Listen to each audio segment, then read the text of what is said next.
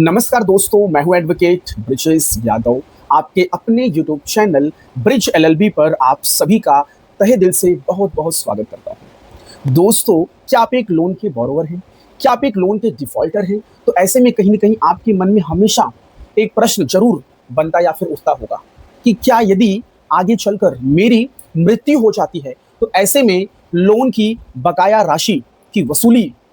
किस प्रकार से बैंक या फिर एनबीएफसी करेगी? इस बकाया राशि की जो भी अमाउंट है, वो कौन भरेगा? क्या ये बैंक या फिर एनबीएफसी वाले मेरी फैमिली, मेरे परिवार, मेरे मम्मी, मेरे पापा, मेरे भाई या फिर मेरी बहन के ऊपर क्या ये प्रेशर बनाएँगे, क्या ये दबाव बनाएँगे बकाया राशि की वसूली के लिए?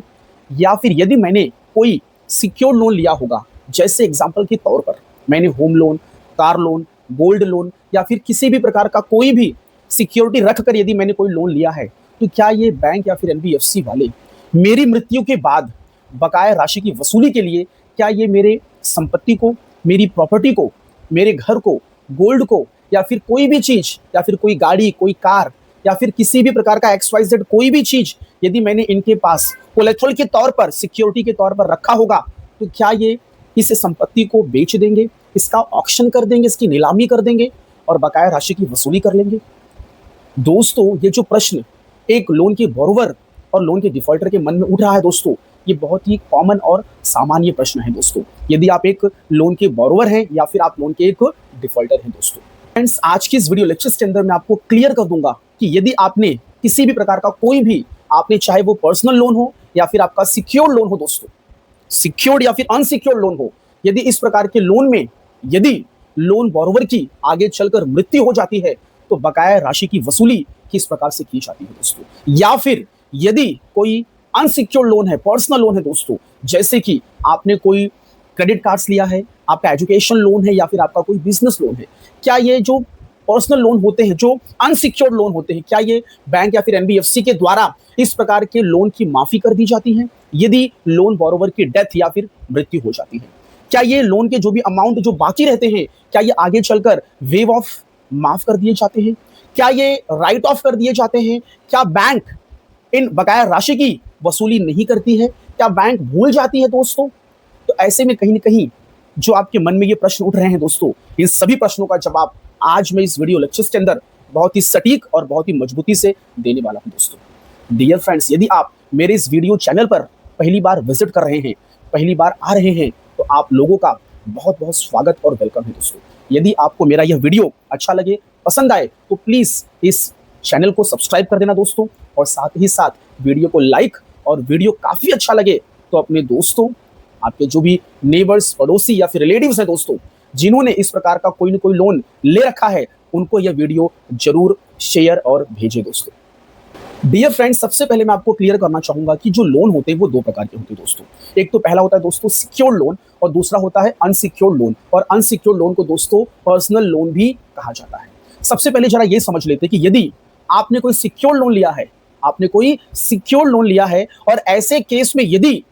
आपकी या फिर लोन बोरोवर्स की मृत्यु या फिर डेथ हो जाती है दोस्तों, तो उसके बाद बकाया राशि की वसूली, रिकवरी की प्रक्रिया किस प्रकार से की जाती है बैंक या फिर एनबीएफसी के माध्यम से दोस्तों। डियर फ्रेंड्स, सिक्योर लोन के केस में जब आप लोन लेते हैं, तो ऐसे में कहीं न कहीं बैंक या फिर एनबीएफसी के पास आप कोलेटरल के तौर पर, सिक्योरिटी के तौर पर, गिरवी या फिर बंधक के तौर पर दोस्तों आप अपनी कोई न कोई संपत्ति, प्रॉपर्टी उनके पास रखते हैं दोस्तों। जैसे कि यदि आपने कोई घर खरीदा दोस्तों, तो घर के जो भी पेपर्स होते हैं, वो बैंक और एनबीएफसी अपने पास ही रखती है दोस्तों। या फिर आपने कोई कार ले लिया दोस्तों या फिर आपने गोल्ड लोन ले लिया दोस्तों, तो आपको पता है जब आप गोल्ड लोन लेते हैं, तो गोल्ड आपको बैंक और एनबीएफसी के पास ही रखना पड़ता है दोस्तों। यदि आपने कोई व्हीकल, कोई मोटर कार, कोई आपने गाड़ी खरीदी है, तो दोस्तों गाड़ी तो आपके पास रहेगी, ठीक है, लेकिन जो गाड़ी के जो पेपर्स होंगे या फिर जो भी आरसी जो बुक होगी दोस्तों, वो बैंक और एनबीएफसी के पास होगी या फिर उस पे लिखा होगा कि ये गाड़ी हाइपोथेकेटेड है, इस पे बैंक और एनबीएफसी का चार्ज है दोस्तों। सो डियर फ्रेंड्स, यदि इस प्रकार का कोई आपने सिक्योर्ड लोन ले रखा है दोस्तों, यदि आगे चलकर लोन बोरोवर्स की डेथ या फिर मृत्यु हो जाती है दोस्तों, सो डियर फ्रेंड्स, बैंक या फिर एनबीएफसी सरफेसी एक्ट 2002 के तहत इस कानून के मुताबिक नोटिस सर्व करती है। सेक्शन 13(2) की नोटिस, सेक्शन 13(4) की नोटिस या फिर डीएम या फिर मजिस्ट्रेट की दोस्तों नोटिस सेक्शन 14, इस प्रकार की नोटिस भेजकर आपका जो भी संपत्ति, प्रॉपर्टी है दोस्तों, उसको वो ऑक्शन करके, उसकी नीलामी करके दोस्तों उसको बेचकर बकाया राशि की वसूली कर सकते हैं दोस्तों। डियर फ्रेंड्स, लोन बोरोवर्स की मृत्यु होने के बाद उसके जो भी लीगल हेयर्स, जो भी उनके उत्तराधिकारी होते हैं दोस्तों, बैंक और एनबीएफसी उन्हीं को यह नोटिस भेजती है, उनसे बातचीत करती है और प्रॉपर्टी संपत्ति को अपने कब्जे में लेकर उसको दोस्तों बेचकर उसकी नीलामी करके बकाया राशि की वसूली करती है दोस्तों। डियर फ्रेंड्स, यदि उनके लीगल हेयर्स, उनके उत्तराधिकारी यदि चाहे तो बकाया राशि की जो अमाउंट बाकी है उसका भुगतान करके जो भी ईएमआई, जो भी किस्तें बनी हैं, उसकी ईएमआईज़ को भर के प्रॉपर रेगुलर मैनर में वो संपत्ति को बचा सकते हैं और अपने नाम पर करा सकते हैं। फ्रेंड्स, यहाँ पे एक चीज मैं ऐड करना चाहूंगा, यदि लोन बोरोवर्स ने सिक्योर लोन लेते समय यदि किसी भी प्रकार का कोई भी इंश्योरेंस निकाला होगा दोस्तों, जैसे फॉर एग्जांपल लाइफ इंश्योरेंस या फिर उस प्रॉपर्टी के ऊपर कोई इंश्योरेंस निकाला होगा दोस्तों, जो वो प्रॉपर्टी लोन के थ्रू खरीद रहा है दोस्तों, यदि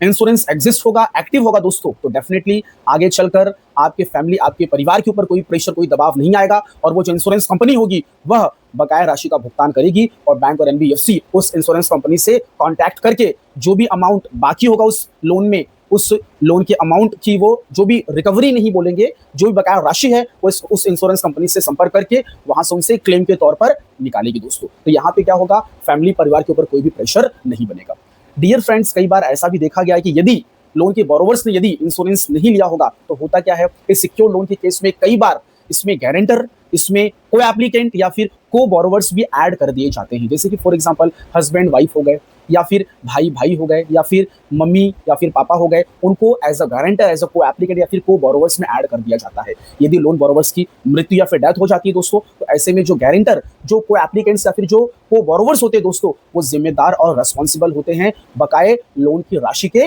भुगतान के लिए दोस्तों। तो बैंक और एनबीएफसी उनको भी प्रेशर, दबाव बना सकती है कि आप इस बकाया राशि का भुगतान करिए। या फिर सिक्योर लोन के केस में वेरी सिंपल, सरफेसी एक्ट का कानून लगाकर जो भी संपत्ति, जो भी प्रॉपर्टी गिरवी, बंधक या फिर कोलेक्ट्रल के तौर पर रखा हो, चाहे वो गोल्ड हो, चाहे वो कार हो, मोटर कार हो, घर हो, संपत्ति हो, जमीन जायदाद हो दोस्तों, उसको बाकायदा नियम कानून से आपको नोटिस सर्व करके, आपके उत्तराधिकारी, आपके लीगल हेयर्स को नोटिस सर्व करके उस संपत्ति, उस प्रॉपर्टी को नियम कानून से उसकी ऑक्शन, उसकी नीलामी करके बकाया राशि की वसूली की जाती है दोस्तों सिक्योर लोन के। अब हम डियर फ्रेंड्स बात करने जा रहे हैं सबसे इंपॉर्टेंट, वेरी वेरी इंपॉर्टेंट, जो लोगों के मन में हमेशा ये प्रश्न बना रहता है कि सर, यदि मैंने पर्सनल लोन लिया है, यदि मैंने क्रेडिट कार्ड्स लिए हैं, यदि मैंने बिजनेस लोन या फिर एजुकेशन लोन लिया है, और ऐसे केस में तो इस प्रकार के लोन में तो मैंने कोई सिक्योरिटी के तौर पर कुछ नहीं रखा है, मैंने कोई गारंटर भी नहीं दिया है, इसमें इस लोन में तो कोई एप्लीकेंट या फिर कोई को बोरोवर या फिर नथिंग, कुछ भी नहीं है, एक सिंगल होल एंड सोल में अकेला हूं जो मैंने इस पर्सनल लोन को लिया है,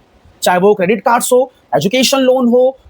कोई भी लोन, लेकिन उसमें आपने कोलेक्ट्रल के तौर पर, सिक्योरिटी के तौर पर बैंक के पास कुछ भी नहीं रखा है। दोस्तों, इस प्रकार का जो लोन होता है ना, वो बहुत रिस्की होता है बैंक और एनबीएफसी के लिए, क्योंकि यहाँ पे सिक्योरिटी के तौर पर कुछ भी नहीं है दोस्तों, ना तो यहाँ पे कोई एप्लीकेंट है, को बोरोवर, ना तो या फिर यहाँ पे ना तो कोई गारंटर है दोस्तों। तो ऐसे में होता क्या है, जब लोन बोरोवर्स की मृत्यु या फिर डेथ हो जाती है दोस्तों, तो बैंक और एनबीएफसी के लिए बकाया राशि की वसूली करना अपने आप में बहुत ही नामुमकिन और बहुत ही मुश्किल हो जाता है दोस्तों, क्योंकि यहाँ पे लोन बोरोवर की मृत्यु, डेथ होने के बाद उनके जो भी वारिसदार, जो भी लीगल हेयर्स होते दोस्तों, वो जिम्मेदार और रेस्पॉन्सिबल बिल्कुल भी नहीं होते हैं दोस्तों। डियर फ्रेंड्स, यदि बैंक या फिर एनबीएफसी नियम कानून से कोर्ट कचहरी जाए, केस मुकदमा भी करे दोस्तों, तो जो लीगल हेयर्स या फिर जो उत्तराधिकारी होते हैं ना दोस्तों, लोन बोरोवर्स की जो भी संपत्ति, प्रॉपर्टी होती है, सिर्फ उसको ही बेचकर जो बकाया राशि है उसकी वसूली की जाती है। यहाँ पे जो उनके लीगल हेयर्स, जो उत्तराधिकारी होते हैं या फिर उनके मम्मी पापा, भाई बहन जो भी हैं दोस्तों, वो पर्सनली उस लोन की अमाउंट को भरने के लिए तनिक भी जिम्मेदार और रेस्पॉन्सिबल नहीं होते हैं दोस्तों। डियर फ्रेंड्स, पर्सनल लोन के मामले में जब लोन बोरोवर्स की जब मृत्यु, जब डेथ हो जाती है ना, तो उसकी जो लायबिलिटी होती है दोस्तों, वो भी वहीं पे खत्म और उसकी डेथ हो जाती है दोस्तों, क्योंकि कॉन्ट्रैक्ट एक्ट 1872 का कानून ये कहता है कि जो कॉन्ट्रैक्चुअल जो लायबिलिटी होती है, जब लोन बोरोवर्स की डेथ हो जाती है पर्सनल लोन के केस में, तो उसकी जो कॉन्ट्रैक्चुअल जो लायबिलिटी होती है, उसकी भी मृत्यु, उसकी भी डेथ उसी वक्त हो जाती है दोस्तों। इस बात को नोट करिए। So dear friends, personal loan के केस में बैंक और एनबीएफसी के लिए बहुत ही रिस्क भरा ये लोन होता है दोस्तों, क्योंकि यहाँ पे ना तो कोई गारंटर, ना तो कोई को एप्लीकेंट्स, ना तो कोई को बोरोवर्स होते दोस्तों, या फिर यहाँ पे कुछ भी चीज गिरवी या फिर कोलेक्ट्रल के तौर पर बंधक के रूप में बैंक के पास कुछ भी नहीं रखा जाता है दोस्तों। डियर फ्रेंड्स, ये जो कानून में लिखा गया है ना, वारिसदार, लीगल हेयर्स, अगर बोरोवर्स की मृत्यु हो जाती है, उसके नाम पे जो भी संपत्ति, प्रॉपर्टी है, उसको वो बेचकर बकाया राशि की वसूली कर सकते हैं दोस्तों, लेकिन उसके लिए नियम कानून कोर्ट कचहरी बैंक वालों को करना पड़ता है दोस्तों, और यदि उनके नाम पे होगा तो। और ये बहुत लंबी प्रक्रिया है। मैंने अभी तक तो ऐसा कोई एग्जाम्पल को उदाहरण नहीं देखा है कि लोन बॉर्वर्स की मृत्यु होने के बाद उसकी संपत्ति प्रॉपर्टी को बेचकर बकाया राशि की वसूली की गई हो दोस्तों। नियम कानून में है,